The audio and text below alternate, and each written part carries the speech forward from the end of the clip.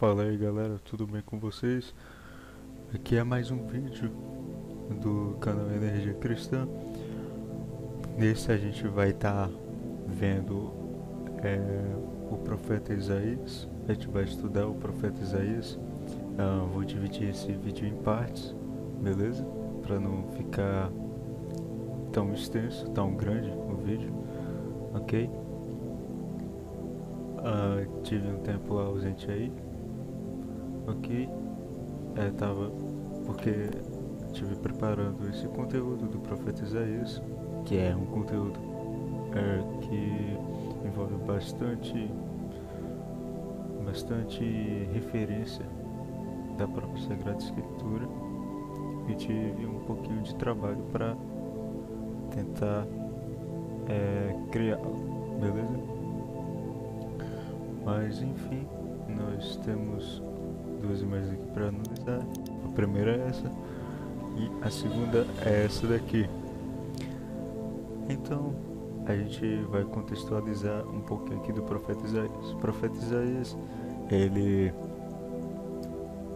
teve profetizando ali mais ou menos em simultâneo com o profeta Jeremias também.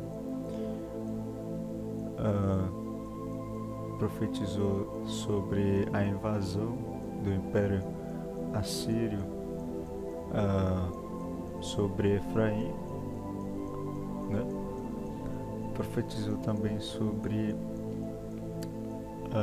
a vida do Messias, entre outras coisas também, ok? Coisas bem profundas pra gente tá vendo. Mas enfim, aqui bem de cara a gente no capítulo 2 e no capítulo 4 a gente vai ver que vai estar falando da felicidade de Sião futura. Sião é um termo utilizado para se referir aí à cidade de Jerusalém, ok? Só que no caso aqui é Jerusalém Celeste. Então vamos lá ler aqui Isaías capítulo 2 pra gente tá vendo isso.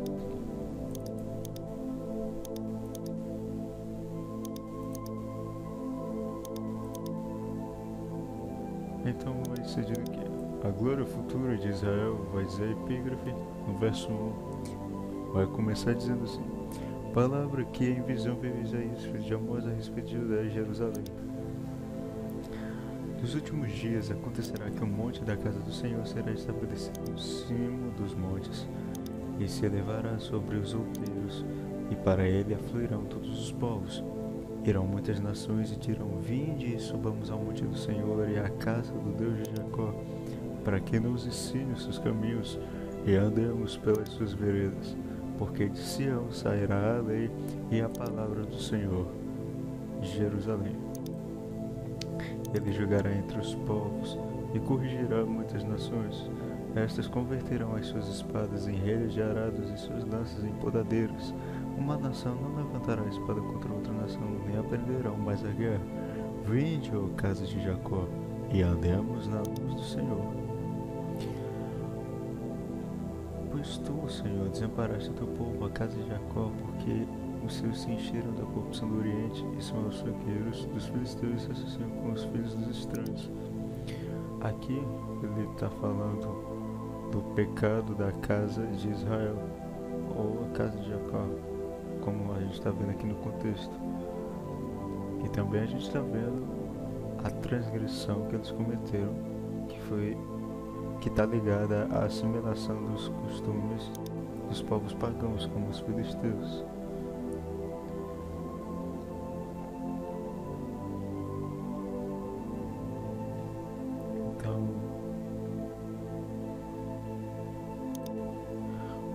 Então, bora continuar aqui pela parte profética, o verso 11 mesmo. Os olhos altivos dos homens serão abatidos e a sua altivez será humilhada. Só o Senhor será exaltado naquele dia. Porque o dia do Senhor dos Exércitos será contra todo soberbo e altivo e contra todo aquele que se exalta para que seja abatido, contra todos os cedros do Líbano, altos, muito elevados, e contra todos os cavalos de Bazã, contra todos os montes altos, contra todos os outeiros elevados, contra toda a torre alta e contra toda a muralha firme. A arrogância do homem será abatida, a sua altivez será humilhada. E olha só. Então os homens se meterão nas cavernas das rochas e nos buracos da terra, ante o terror do Senhor e a glória da sua majestade, quando ele se levantar para espantar a terra.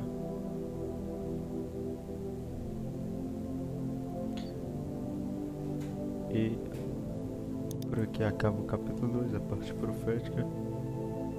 Bora aqui para o capítulo 4. Verso 1. 7 mulheres naquele dia lançaram mão de um homem dizendo: Nós mesmos do nosso próprio pão nos sustentaremos, e do que é nosso nos vestiremos. Tão somente queremos ser chamados pelo teu nome. Tira o nosso opróbrio. Aqui essas 7 mulheres, elas estão simbolizando praticamente a casa, quer dizer, a casa não, todo o reino de Israel. Então o número 7 aqui, ele estaria simbolizando uma plenitude, no caso, todo o reino de Israel, sem acepção lá das casas de Judá ou a casa de Israel, todos eles unificados, porque os dois, mesmo Efraim sendo levado para as nações para se misturar com os gentios, Judá também ficou pecando contra o Senhor. Então a transgressão ainda não tinha acabado. Então esse verso simboliza muito isso, esse desejo que estava dentro do coração daquele povo que estava em pecado, beleza? Mas olha aqui no verso 2 como a promessa vai se elevar. A promessa do renovo do Senhor aqui está falando do Messias, ok? Naquele dia o renovo do Senhor será de beleza e de glória, e o fruto da terra orgulhoso e adorno para os de Israel que forem salvos. Será que os estantes de Sião, e os que ficarem em Jerusalém serão chamados santos, todos os que estão inscritos em Jerusalém, para a vida, quando o Senhor lavar a imundícia das filhas de Sião e limpar Jerusalém da culpa do sangue do meio dela, com o espírito de justiça, com o espírito purificador. Criará o Senhor sobre todo o monte de Sião, e sobre todas as suas assembleias, uma nuvem de dia e fumaça e esplendor de fogo, chamejante de noite. Porque sobre toda a glória se estenderá um dossel e um pavilhão, só serão para a sombra contra o calor do dia, para refúgio e esconderijo contra a tempestade e a chuva. Está falando aqui do tabernáculo de Deus com os homens, ok? Que vai ser firmado lá no cume dos montes, como Isaías 2 vai profetizar.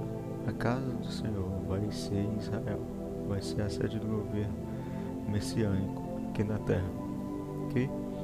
Então a gente vai ver se cumprido nesse tempo aqui de Isaías 2 e Isaías 4 a festa dos tabernáculos, que estava apontando para o milênio, para o reino de Cristo. Quando o povo tinha em suas mãos ramos de palmeiras e tal, a gente vai ver isso em Apocalipse 7, o pessoal da grande tribulação, 144 mil também. E a gente vai linkar essas duas narrações aqui, Isaías 2 e o outro em Isaías 4, com esses outros textos aqui. Vamos ver primeiro Salmo 22, 27 e 28.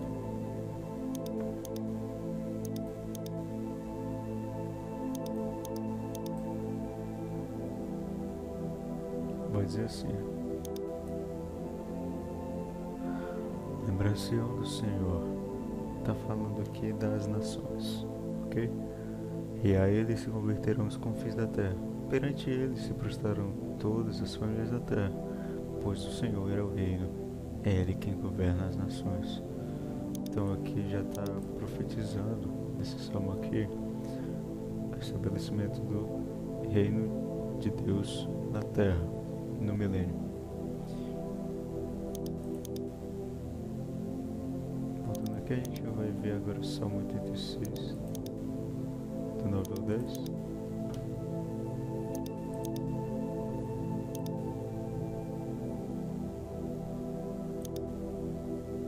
Mas assim, todas as nações que fizeste virão, prostrar-se-ão diante de ti, Senhor, e glorificarão o teu nome, pois tu és grande e operas maravilhas, só tu és Deus. Mais uma vez profetizando o estabelecimento do reino messiânico aqui. Agora a gente vai dar uma olhada em Miqueias 4. Bora.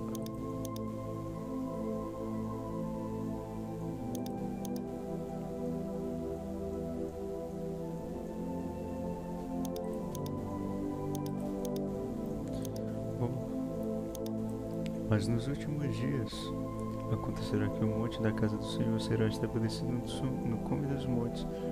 Isaías 2 sendo repetido aqui, ó. E se elevará sobre os outeiros, e para ele afluirão os povos. Irão muitas nações e dirão: vinde, subamos ao monte do Senhor e à casa do Deus de Jacó, para que nos ensine seus caminhos e andemos pelas suas veredas.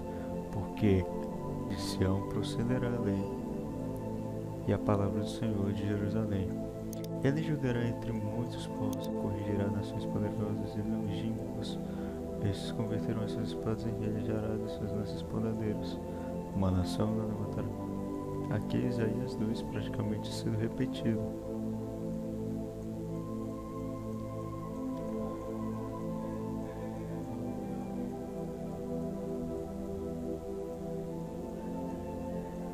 E olha só.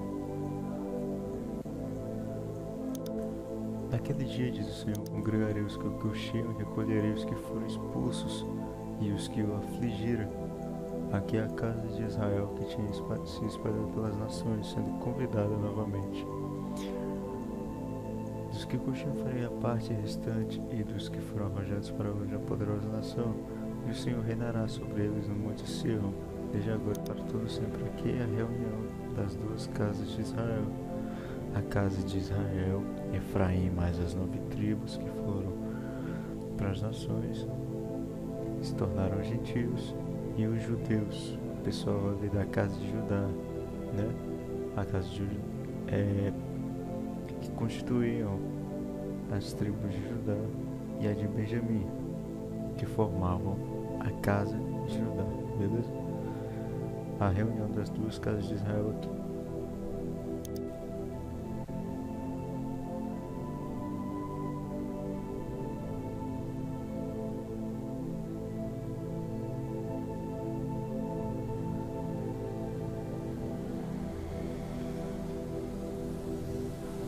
E olha só,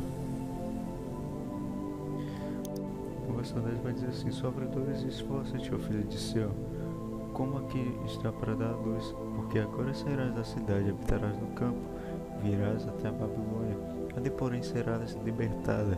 Aqui, quando Cristo vier e libertar o seu povo das mãos do anticristo, quando o anticristo for morto pelo sopro da boca do Senhor Jesus. E ali te remerá o Senhor das mãos dos teus inimigos.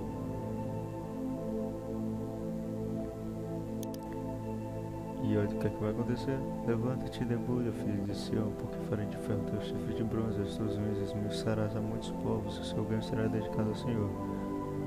Então, aqui no verso 13 está falando do dia da vingança do Senhor, que é o dia do juízo, em que vai ter a batalha do Armagedon, aquela batalha lá nos montes de Israel, as nações todas congregadas contra o povo de Deus, né? E vai haver aquela intervenção sobrenatural que vai aparecer em Ezequiel 38. Deus vai fender a terra de metade a metade,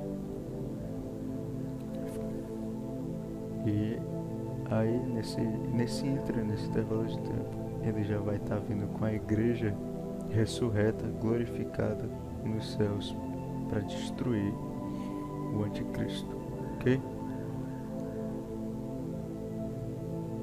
Então, agora a gente vai para Zacarias 14, dos versos 9 ao 21. Beleza?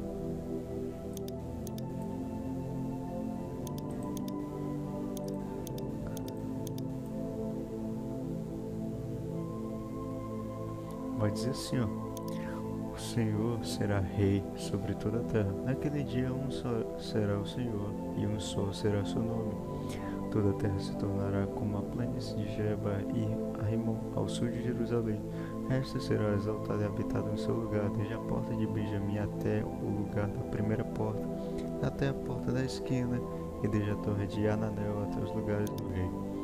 Habitarão nela, e já não haverá maldição. Jerusalém habitará segura. Esta será a praga com que o Senhor ferirá a todos os povos que guerrearem contra Jerusalém. A sua carne se apodrecerá, estando eles de pé.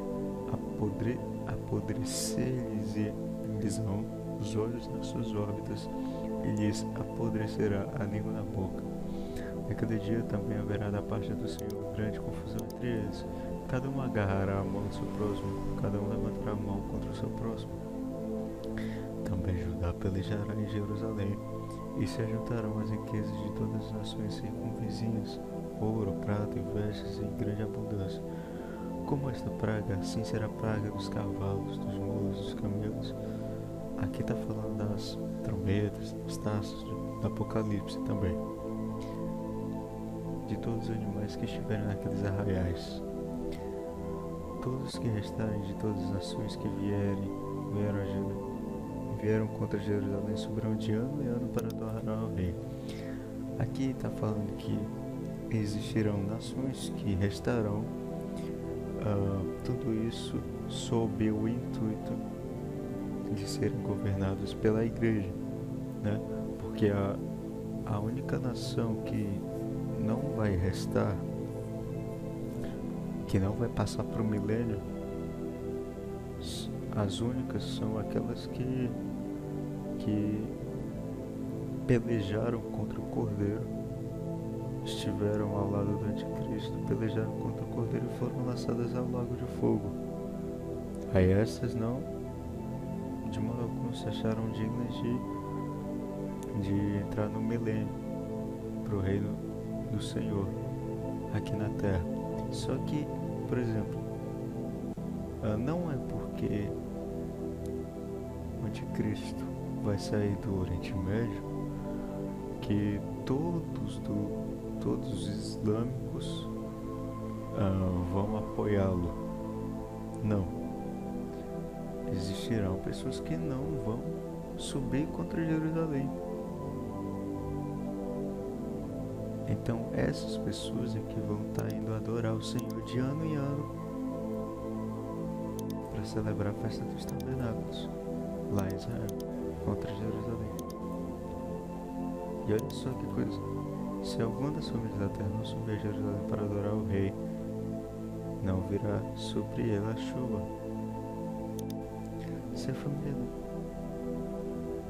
ou seja, não vai vir bênção para essa família.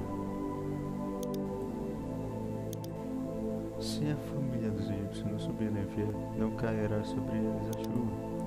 Virá a praga com que o Senhor ferirá as nações que não subirem a celebrar a festa dos tabernáculos. Aqui então essas nações, essas pessoas que não subirem para celebrar a festa dos tabernáculos em Israel, vão estar sendo acometidas por essa praga aqui que o Senhor vai lançar. Este será o castigo dos egípcios, o castigo de todas as nações que não subirem a celebrar a festa dos tabernáculos. Aquele dia será gravado nas campainhas dos cavalos: Santo ao Senhor, e as panelas da casa do Senhor serão como as bacias diante do altar. Sim, todas as panelas em Jerusalém e Judá serão santas ao Senhor dos exércitos. Todos os que oferecerem sacrifício virão, lançarão mão delas e não esconderão a carne do sacrifício. dia já não haverá mercado na casa do Senhor dos Exércitos. Os judeus, eles erram muito na interpretação de que quando o Messias vier, ocorrerá que os sacrifícios do Antigo Testamento tornarão a acontecer. Vai ter aqueles sacrifícios de animais, mas eles erram brutalmente nisso, porque esses sacrifícios aqui, eles são sacrifícios espirituais. Certo que aqui está em linguagem literal, mas está apontando para uma linguagem espiritual, que é o que? O cessar da transgressão, não pecar, ok? É isso que vai dizer lá em 1 Pedro capítulo 2, quando ele está falando sobre a santidade da igreja, que nós somos um reino de sacerdócio, que nós somos a raça eleita. Depois você dá uma olhadinha nesse texto aí. Então essa praga, ela vai estar sendo lançada sobre aqueles que não estiverem indo adorar a Deus na festa dos tabernáculos em Jerusalém, já que lá vai ser a sede do governo messiânico, ok? E aqui a gente vai começar a ver os próximos capítulos: Isaías 7, Isaías 8, Isaías 10, Isaías 11, 12 também. Vamos ler aqui do Isaías 7, 1 ao 19.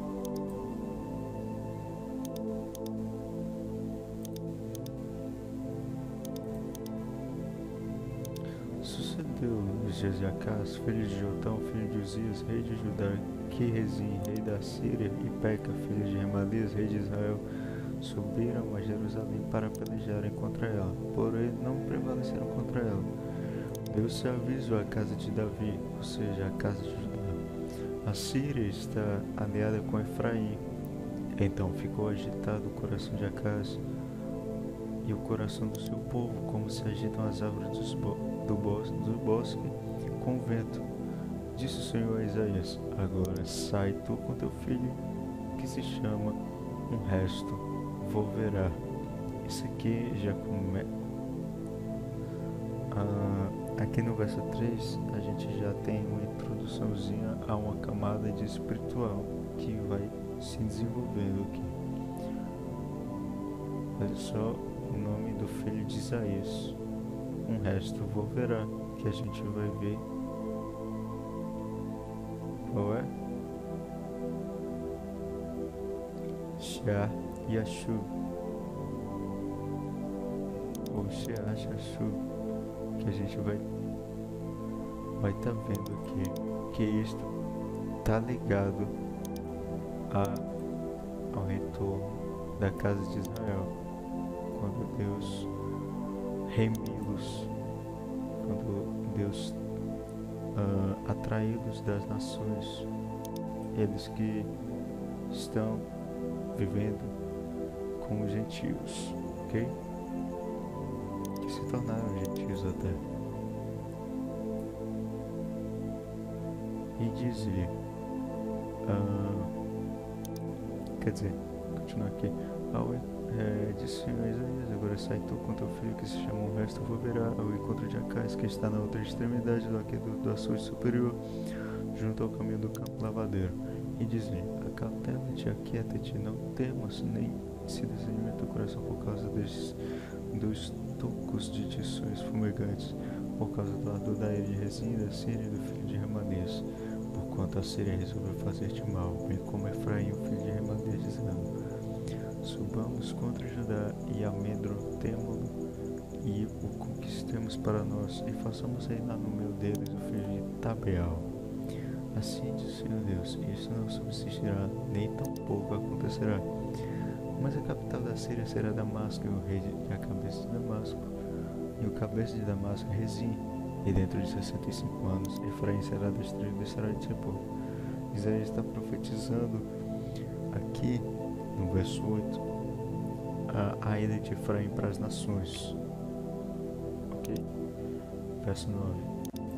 Entretanto, a capital de Efraim será Samaria, e o cabeça de Samaria, o filho de Rima, diz: se eu não crer, certamente não permanecereis.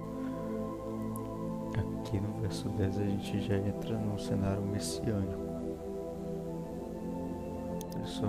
E continua o Senhor a falar com Acais, dizendo: pede ao Senhor teu Deus um sinal, quer seja embaixo das profundezas ou em cima nas alturas.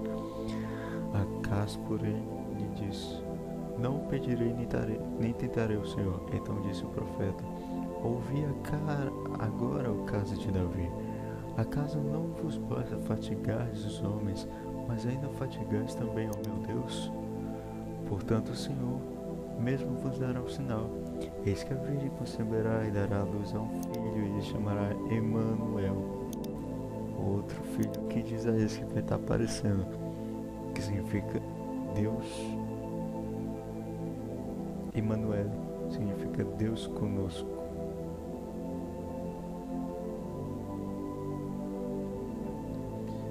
Ele comerá manteiga e mel, quando souber desprezar o mal e escolher o bem.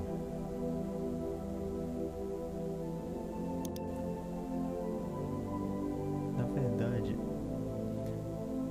antes que o menino saiba desprezar o mal e escolher o bem, será desamparada a terra antes cujos dois reis tu tremes de medo. Ou seja, aqui ele está falando que Israel, todos os dois reinos que se dividiram em Israel, o reino do norte, né, Efraim mais as 9 tribos, e o reino do sul, Judá e Benjamim, não vão mais ter rei, ok? Porque já que já está vendo o Messias, ele é que seria o rei dos judeus. Então tudo que vai se ligar. Outra coisa também, essa questão do menino comer manteiga e mel está ligado ao alimento espiritual. Mel seria o alimento líquido e manteiga o alimento sólido. Ou seja, aqui o menino começa a receber o poder do Espírito Santo, e aqui ele chega em plenitude do conhecimento do Espírito Santo. O próprio Jesus, sobre ele isso ia acontecer. Nós vemos isso no Evangelho. Ele iria crescendo em graça e em sabedoria, conforme a vontade do Senhor pelo Espírito Santo. Então, continuando, olha só. Mas o Senhor fará vir sobre ti, sobre o teu povo, sobre a casa de teu pai, por intermédio do rei da Síria, dias tais, quais nunca vieram desde o dia em que Efraim se separou de Judá. Porque há de acontecer que naquele dia assobiará o Senhor as moscas que há no extremo dos rios do Egito e as abelhas que andam na terra da Síria. Elas virão e pousarão todas nos vales profundos, nas fendas das rochas, em todos os espinhos e em todos os pastios. Naquele dia, rapar-te-á o Senhor com a navalha alugada do outro lado do rio, a saber, por meio do rei da Assíria. Só que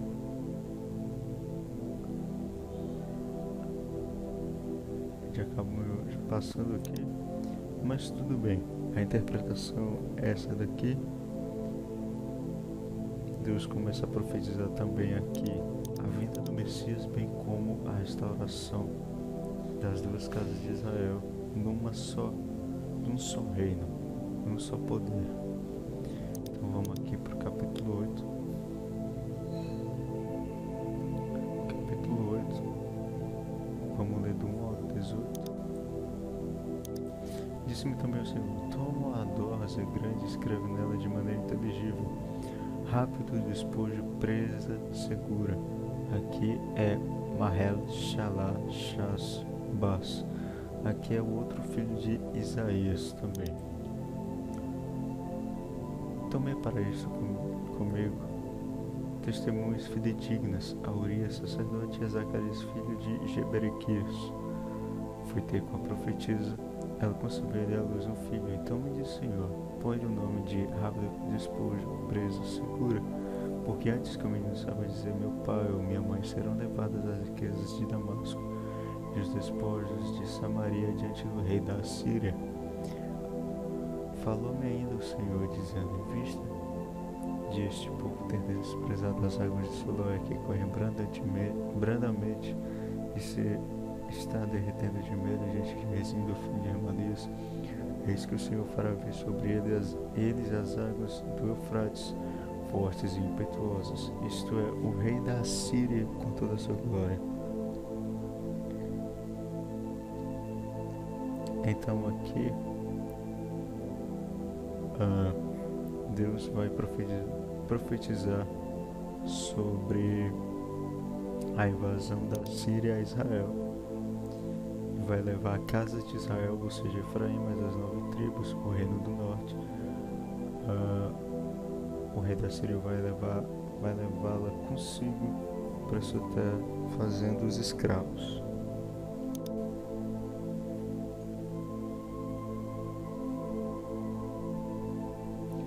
Agora partir aqui logo para a parte profética. O resto vocês podem ler aí.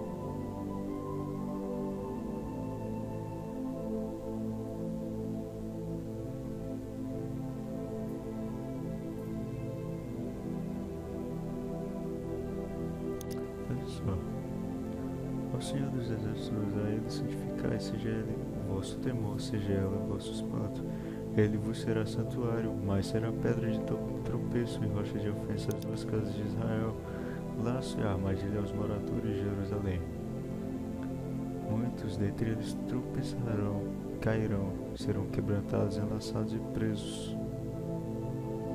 Aqui está falando sobre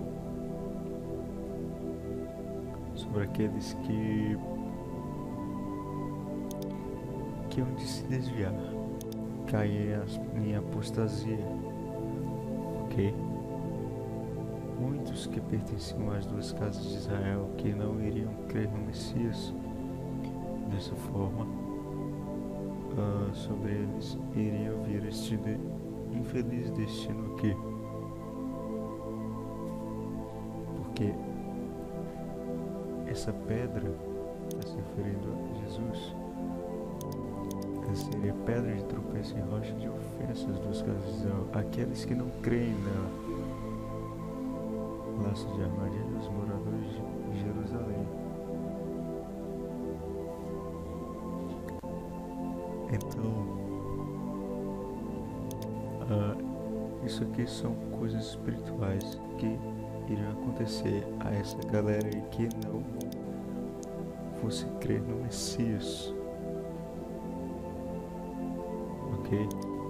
E que, consequentemente, poderia, se aliar ao anticristo. E isso aqui já está apontando para esse contexto bem futuro mesmo, ok?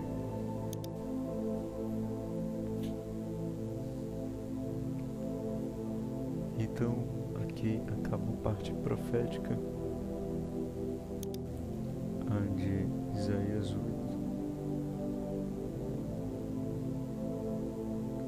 Agora a gente vai pro capítulo 9.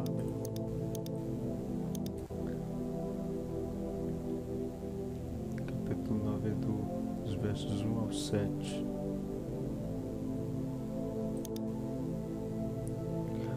Mas para a terra que estava aflita não continuará a obscuridade. Deus nos primeiros tempos tornou desprezível a terra de Zebulão e a terra de Naftali, mas nos últimos dias tornará glorioso o caminho do mar, além do Jordão, Galiléia dos gentios. O povo que andava em trevas viu grande luz, e aos que viviam na região da sombra da morte, resplandeceu-lhes a luz. Tens multiplicado este povo a alegria. Tens multiplicado este povo a alegria e aumentaste. Alegram-se eles diante de ti, como se alegram na ceifa, como exultam quando repartem os despojos. Porque tu quebraste o jugo que pesava sobre eles, a vara que lhes feriu os ombros, o cetro do seu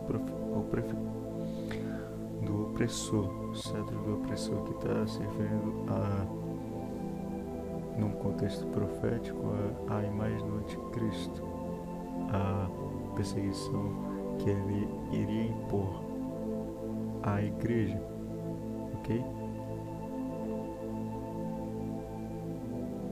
Porque toda bota com que anda o guerreiro no tumulto da batalha, e toda veste revolvida em sangue serão queimadas, servirão de pasto ao fogo.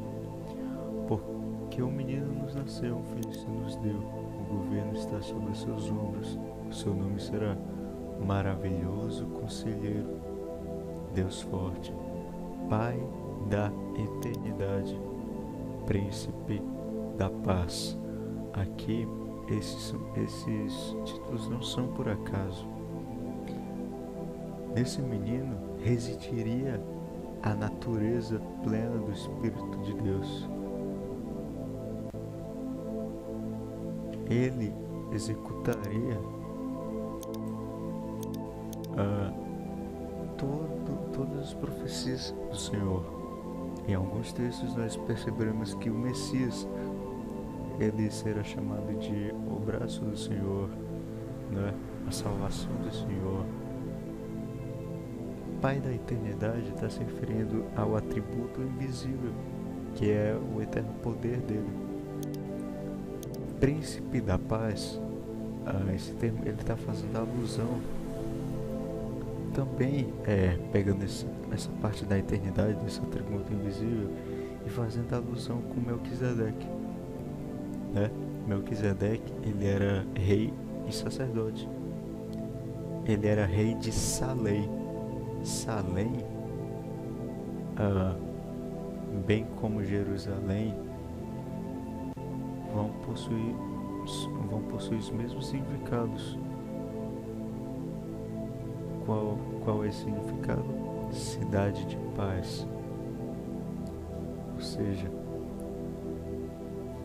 o Senhor Jesus é um rei de paz. O seu reino é um reino de paz. E então aqui já está profetizando muita coisa mesmo. É do 1 ao 7, né? Para que somente o seu governo envie a paz sem fim sobre o trono de Davi, sobre o seu reino, para estabelecer o firmar mediante o juízo e a justiça desde agora para todo sempre. Usa do Senhor dos Exércitos, fará isto. E aqui acaba a parte profética de Isaías 9. Vamos para Isaías 10 agora.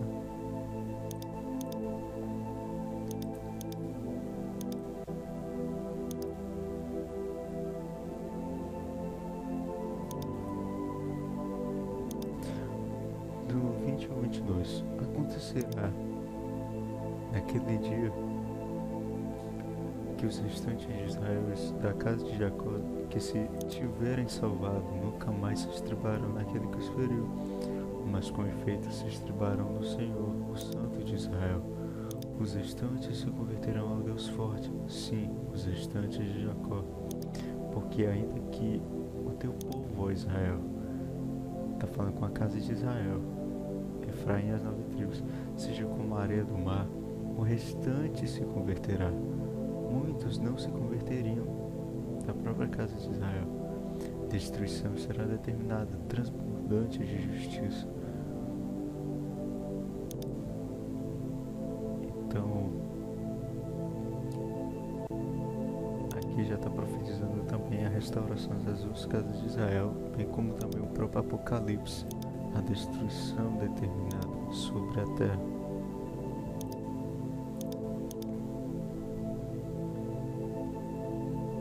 Agora Isaías 11, você pode ler aí também.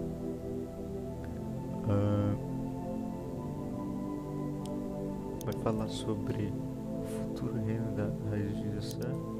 Vai falar sobre os 7 Espíritos do Senhor, a plenitude do Espírito habitando aí em Cristo. E você faz aquela soma com Colossenses, onde Paulo fala que em Cristo habita a plenitude da divindade, ok? depois você pode dar uma lida aí. Isaías 12, a gente vai ver aqui esse cântico profético se tratando aqui do milênio. Orarás naquele dia: graças te dou, Senhor, porque ainda que tiraste contra mim a tua ira, se retirou e tu me consolas. Eis que Deus é a minha salvação. Confiarei e não temerei, porque o Senhor Deus é minha força e o meu cântico. Ele se tornou a minha salvação. Pois com alegria tirareis água das fontes da salvação.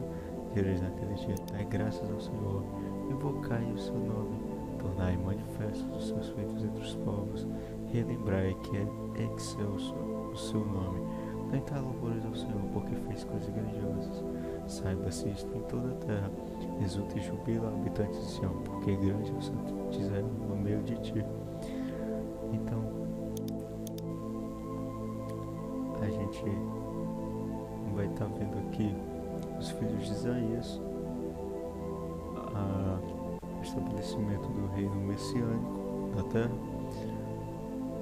os 7 Espíritos do Senhor sobre o seu reino e seu reinado. A gente vai ver em Isaías 11 a plenitude do Espírito habitando em Jesus, e a gente vai ver aqui o Cântico dos Remidos do Monte Sião, que é o mesmo cântico de Êxodo 15. Curioso, é o mesmo cântico que Moisés fez quando o povo atravessou o mar em Êxodo 15. Ok? Em Apocalipse 14 vai aparecer os remedos no Monte Sião, a igreja aqui glorificada. Deuteronômio 6, 4 a 8 vai estar falando da marca do Espírito, do selo do Espírito Santo. Ok? Deuteronômio 6, do 4 ao 8. Isso aqui é a identificação dos filhos de Deus. Isso aqui seria uma oposição à marca da besta. Se aqueles que seguem a besta têm uma marca, por que aqueles que não seguem ao Pai Celestial não teriam uma? Então, Deuteronômio 6, 4 a 8, a gente vai ver isso aí. É só dar uma olhada depois. Se liga? Então bora partir aqui para outro mapa. A gente, aqui em Isaías 14, a gente vai ver a restauração de Israel e a queda de Babilônia.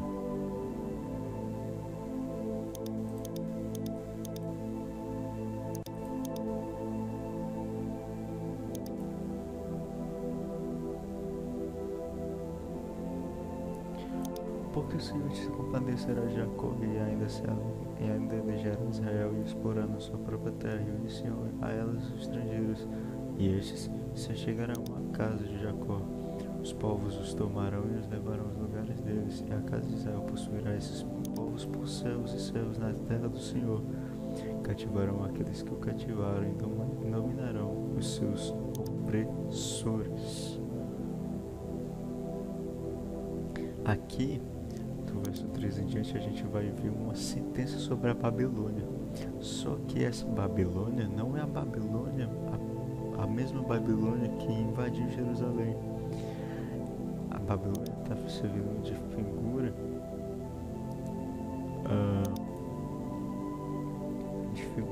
para o reino da besta. É a mesma Babilônia que vai aparecer lá em Apocalipse, a grande Babilônia, né? E o interessante é o seguinte: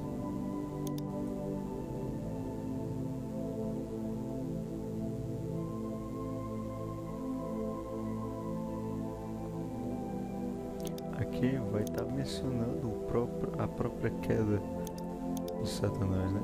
Isaías 14, verso 12. Aqui Satanás estaria personificado no Anticristo, né? Então essa Babilônia aqui não é a mesma literal, mas sim está apontando para o reino do anticristo, o reino de Satanás. E aqui a gente vai ver, de modo curioso, que essa Babilônia é Jerusalém, a mãe de todas as abominações. A gente tem esses 4 textos aqui. Eu vou ler somente um deles pra gente, ok? Vou ler só Ezequiel 16.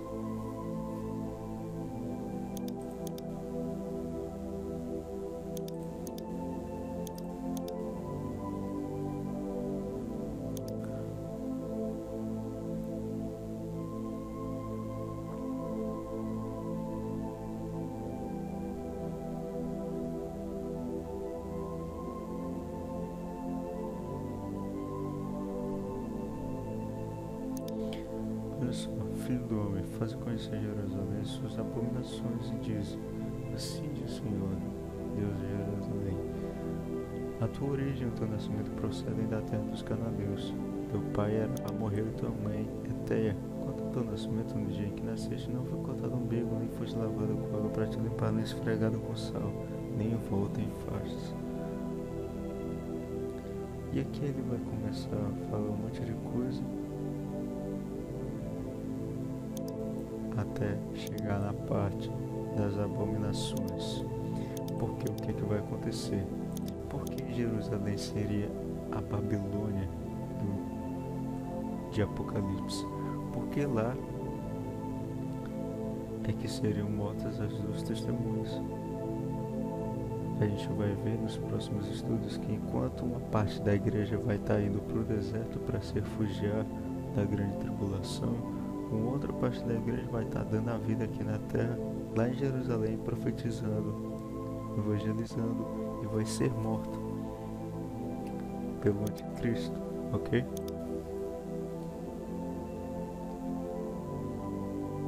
Então, Ezequiel 16 vai falar sobre isso daqui, ó.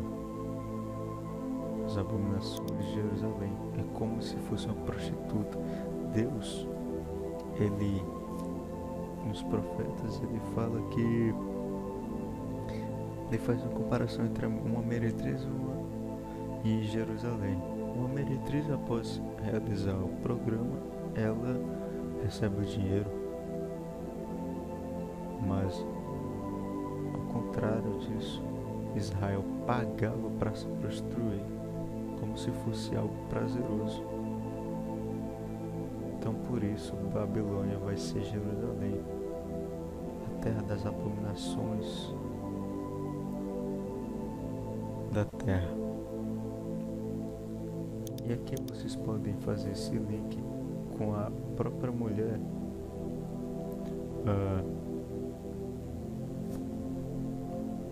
de Apocalipse 17 também, Apocalipse 18, Isaías 47.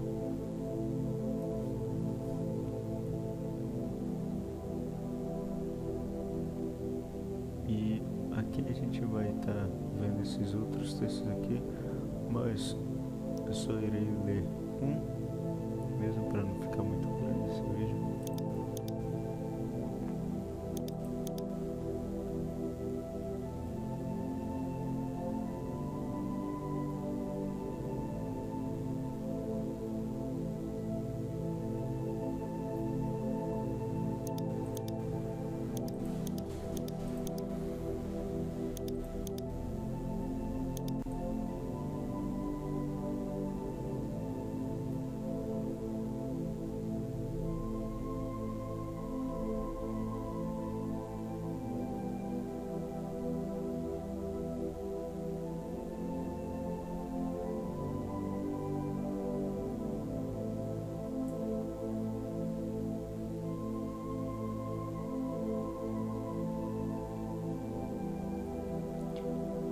Bora ver somente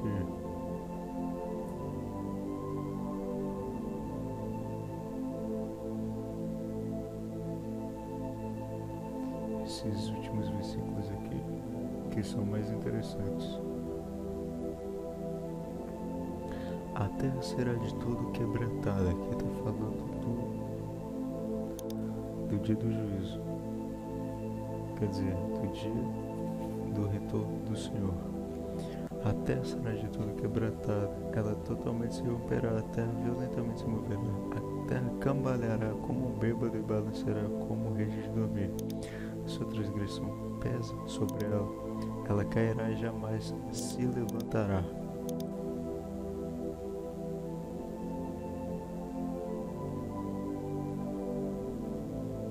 Naquele dia o Senhor castigará no céu as hostes celestes e os reis da terra.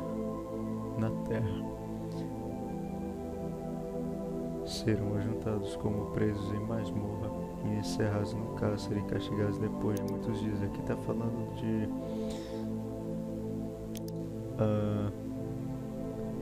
de quando eles forem mortos, porque acontece o seguinte: muitos que estiverem com Cristo vão ser lançados no lago de fogo. Outros vão simplesmente morrer, mas não vão ser ainda jogados no lago de fogo. Depois que acabar o milênio, esses que não foram para o lago de fogo, mas que morreram, os outros, que morreram e não foram para o lago de fogo, vão ressuscitar e vão receber o juízo, ok? A condenação. E aqui, em último, a gente vai estar vendo o retorno de Cristo, ligado ao 6º selo de Apocalipse, ok? E a lua se envergonhará, e só se confundirá quando o Senhor dos Exércitos reinar no Monte Sião em Jerusalém, perante os seus anciãos, haverá glória. E aqui acaba